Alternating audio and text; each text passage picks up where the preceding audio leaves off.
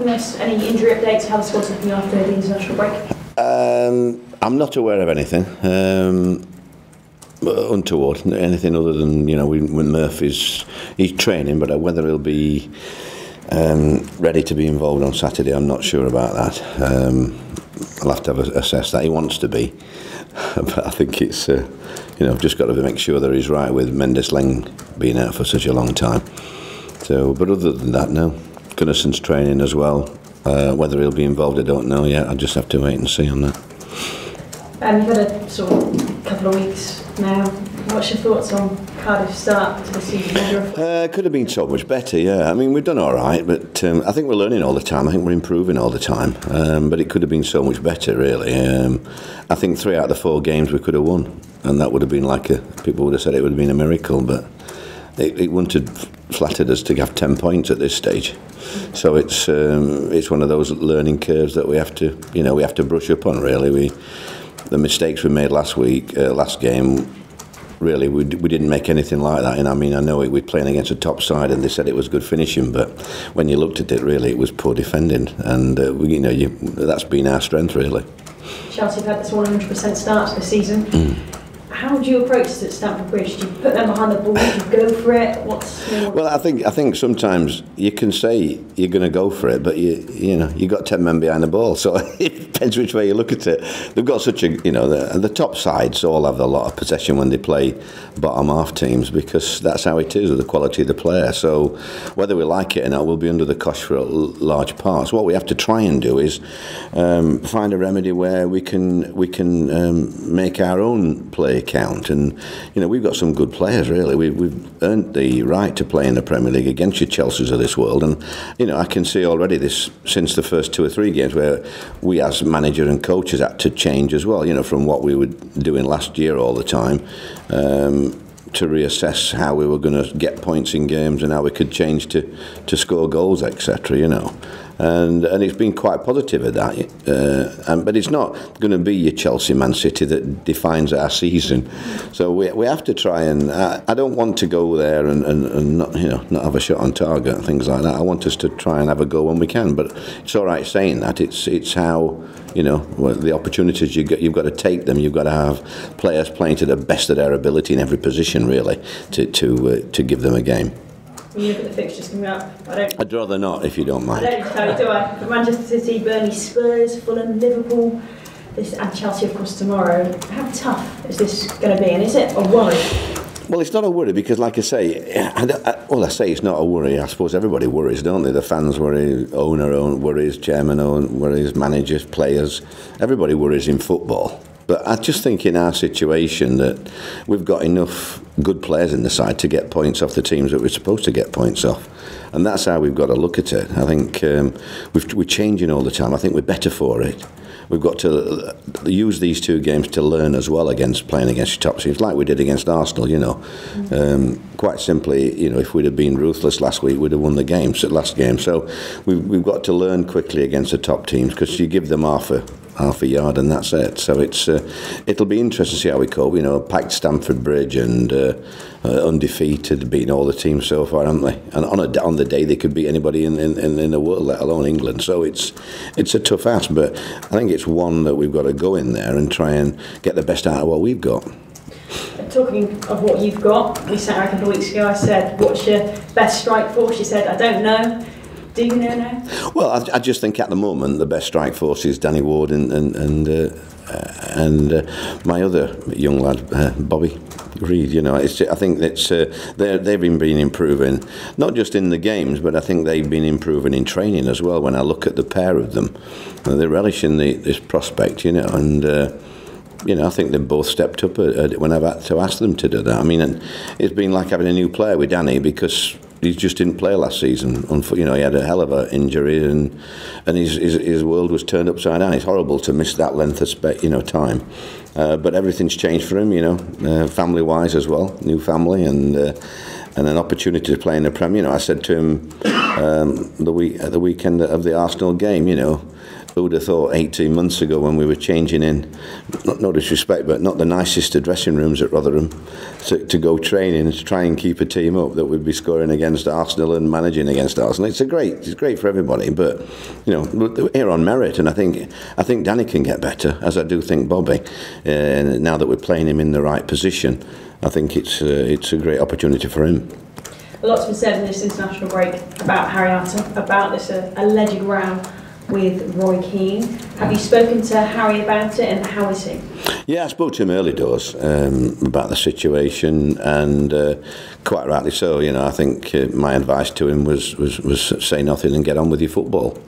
And he loves his country and wants to play for them again. I know he does. So it's I don't think that's an issue. I think that will be resolved. I think we're talking about grown-up people now, and I'm sure that will be resolved. What do you make of what allegedly happened? Well, allegedly, I don't know, because I don't know allegedly, I'm not sure what happened. So Harry can only tell me certain things, and I don't think it's my job. I think we have enough problems. I was quite pleased that he didn't go away with the international break, as a selfish point of view. But from Harry's point of view, I'm sure that will be sorted, because you get rows like this a lot of the time, but I think Martin will make sure that that's sorted in the next few weeks. I was going to say, have you had this sort of coming together with players before, disagreements, and how do you deal with that situation? I had 2 players trying to kill themselves the other day. So you get that everywhere, little things spark things off in training, and you get that, but that's a healthy dressing room as well. I'm not really, I don't really know what was said and how it was said and everything, but I'm sure there's lessons to be learned by everybody, and I'm sure Martin's doesn't need me to tell him that Harry's a good player to have in the squad. And on Roy Keane, that sort of management style, what do you make of that? Well, I think Roy's Roy, isn't he? Yeah, when I got the sack at Sheffield United, the only guy that spoke to me was Roy Keane. I'll never forget that, and I thought that was a bit of class. So he gets tainted with a lot of things, and I'm not saying he's perfect, because he isn't, but I'm sure Roy will deal with this situation in the right way, in the cold light of day, really. And what have you been doing in the international break? What's been going on behind the scenes at Cardiff City? What attention's been on? Just working with the lads, training lads, and trying to improve everything, really. We're still in the early parts of the season, and we're still trying to create more chances and work on that situation without losing too much of our good defensive play. But it's good to have a week where there's no pressure on the players. You can see how much relaxed they are. You can tell that they enjoyed the Arsenal game, even though the result was disappointing. But now we've got even 2 tougher games than Arsenal, really, when you look at on paper Chelsea and Manchester City. So, but if you ask me, would I rather be going there than Birmingham and Bolton? And I would say yes. And I no disrespect to those clubs, but I would. In the international break, Wales played, and Chelsea player Ethan Ampadu featured heavily for Wales. He's won a lot of praise. Do you think Chelsea should be giving him more of a chance? I think they should loan us him, if I'm honest. Same with Tammy Abraham, that was out this week. I think that they've got good players that could do with playing, and if they could get a game in the Premier League, I think it would help their development, really. Tammy Abraham, you just mentioned there, and I saw some of your comments this week. Obviously, you went to Aston Villa in the end. Can you just tell us what happened in the summer with that situation? You wanted Tammy here, didn't you? Yeah, I mean, it's you talked to. I think I talked to Eddie Newton about the situation. Who was in charge of their loan deals, and I was told I was going to be kept in touch, but unfortunately, I wasn't kept in touch. And the situation developed, which I think at this level, the least you should get is a telephone call, really. But I wanted Tammy. I thought Tammy could spearhead our challenge, and I think he'd enjoy the way we play. But it wasn't to be, and now Villa have got the rewards of him. What do you think? I suppose you haven't really got the info by the sounds of it. Do you know why that didn't happen? No, I mean, the only thing I can think of is that obviously our deadline was 3 weeks, 2.5 weeks earlier than that, and they might have been thinking of using him in their own squad. I don't know. That's probably the only thing I can think of. But surely playing for us 20, 30 times in season in the Premier League would have far improved him than, no disrespect to the Championship, but against the top teams, I thought it would have been a no-brainer, really. You don't think the fact he played at Swansea was a sticking point at all? No. Rivalry? No. No. Maurizio Sarri, he's come to Chelsea, so far so good. What do you make of him? I just think he's like a breath of fresh air. Really. I think it was obvious that one or two players. We always at the club we've got players who don't think they've got an opportunity or don't like you as a manager. We know that, but it's obvious that he's gone a lot more on the front foot. A lot more one-touch stuff, and they're enjoying it, and you can tell that with the results and the quality of player they've got. Yes, you can say they're vulnerable here and there, but there's so much on top a lot of the times. They don't get to teams don't get to have a go at the vulnerability. So it's I think he's been a breath of fresh air around the place, and I like the way he is. I wish I'd got his players, but unfortunately that's one of those things. One of his star players is, of course, Eden Hazard. I said to Gunners, why didn't you get the lads to kick him the other night, but they couldn't get near him, unfortunately. How hard is it going to be to keep on top of him? Well, he's just, a top player, isn't he? I think my favourite player, everybody knows, is David Silva, who we see next week.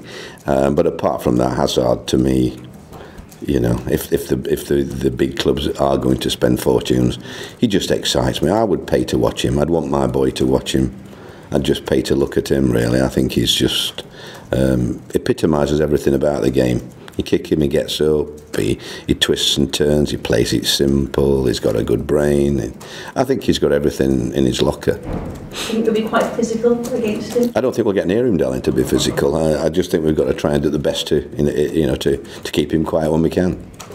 And finally, just from me, I don't know if you've seen this story about West Ham. Their team's been being linked before kick-off.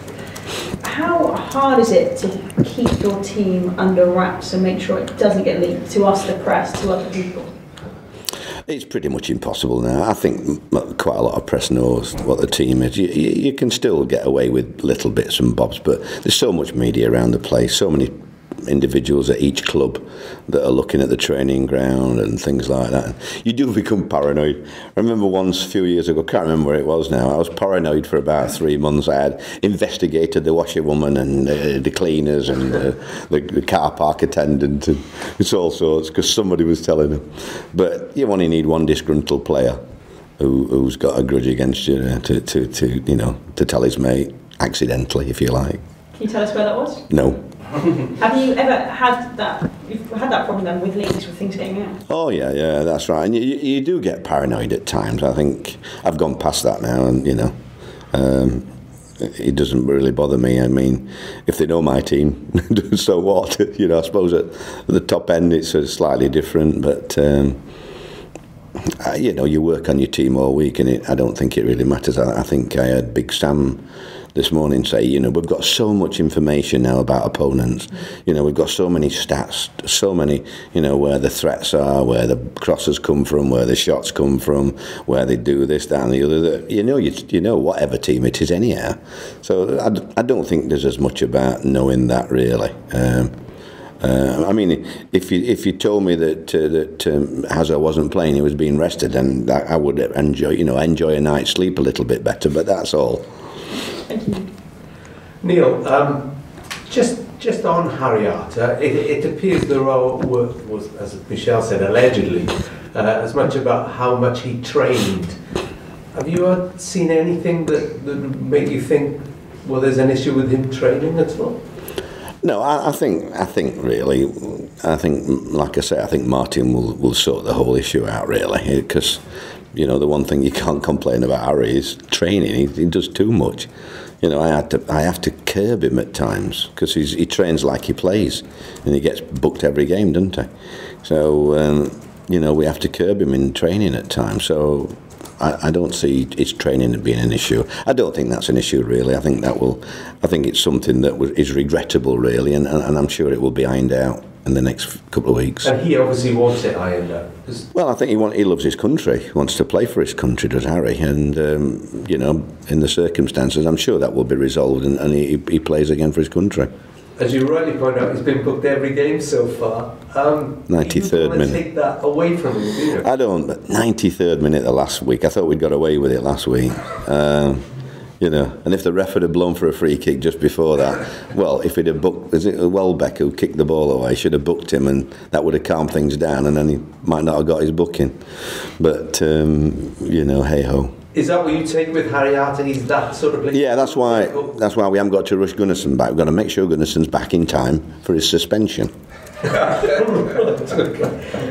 Goodness, I was going to ask you about. He didn't go with Iceland. No. You worked that out with him before. Yeah. How much has he benefited? And realistically, when can you see him? I think he could, if I wanted him to. I think he could be involved at the weekend, but I'm not sure I want him to yet. You know, we're building him up in the right way. The physio's doing a good job. We want to strengthen this knee as best we can, and the best way is not playing, but he's doing certain things during the week other than football. And that's what we're doing at the moment. So he's getting game time. Like yesterday, he trained fully with us and had the game with us. But then today he'll be doing work in the gym. So it's just a catch-22. You know, we've got to let him out. We've got to let the leash off at some stage. I know. And can he be what he was before the injury? Because it's been a while now. Well, it has. But I mean, you get what you see with Gunners. I don't think that'll change the way that he is. I mean, obviously we've stepped up a level now as well, so no one knows really what the situation is, but I think most of the other boys have been surprised and enjoying the challenge really.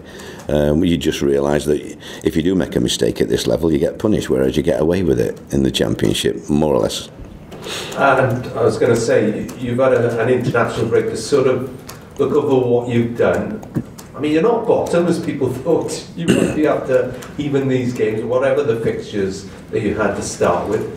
So how would you assess the opening block of games and what you've got to come? Disappointing, like as I've said, really disappointed that we haven't got 8 to 9, 10 points, because that's what we should have had if we'd have been anything like ourselves.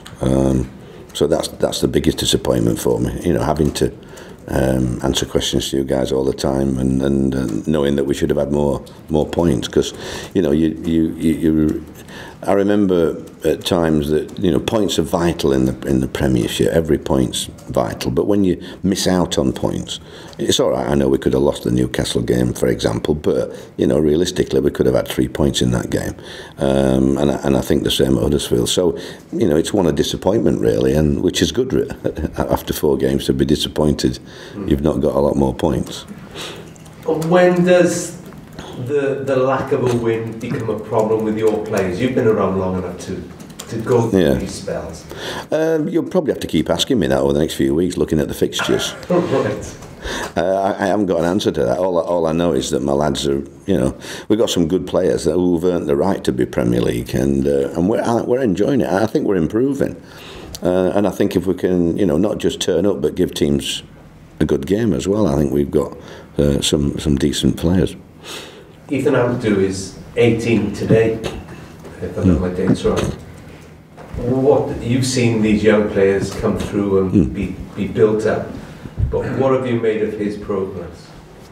Well, I just, you know, he plays the game simple. He'll have to quicken up a little bit when he gets higher up, because he'll get caught. But that's the whole object of playing games, really.